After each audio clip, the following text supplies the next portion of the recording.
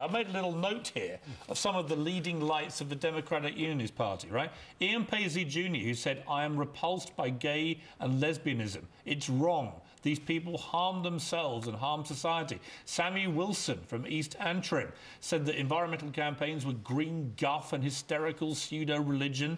Paul Girvan from South Antrim said that anyone who viewed pornography had indulged in the most heinous of crimes.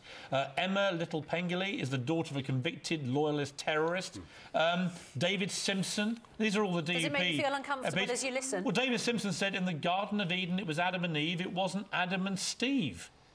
Gregory Campbell from East Londonderry, and a banned BBC documentary, Real Lives, about extremism, which portrayed him and Martin McGuinness. He advocated a shoot-to-kill policy. You either get killed by the IRA or you kill them. I know the option I want.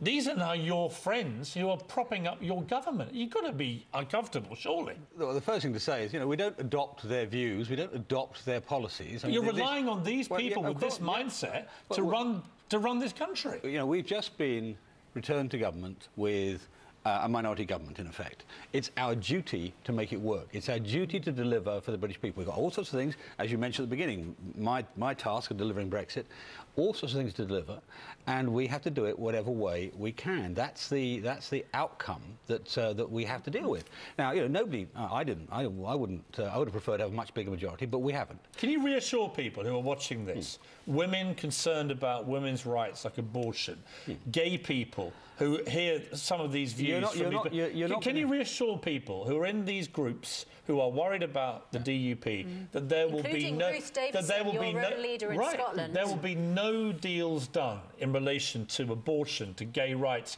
which will negatively impact.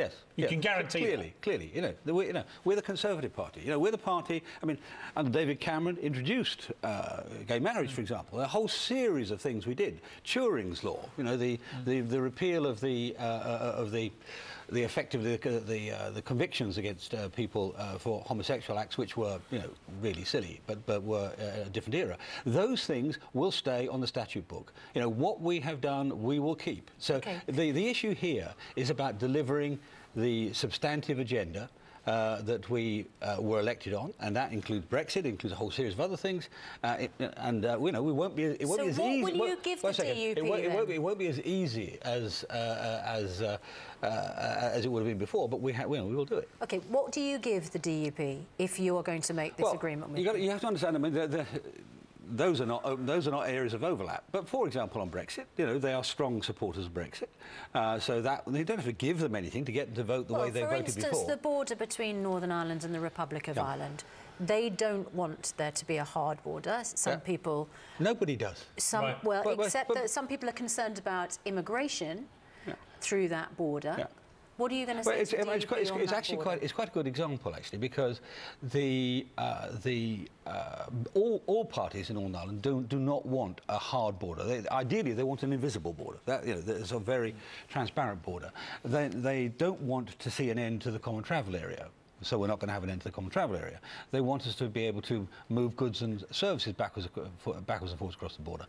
All those things are of interest to the DUP and to Sinn Féin and to the SDLP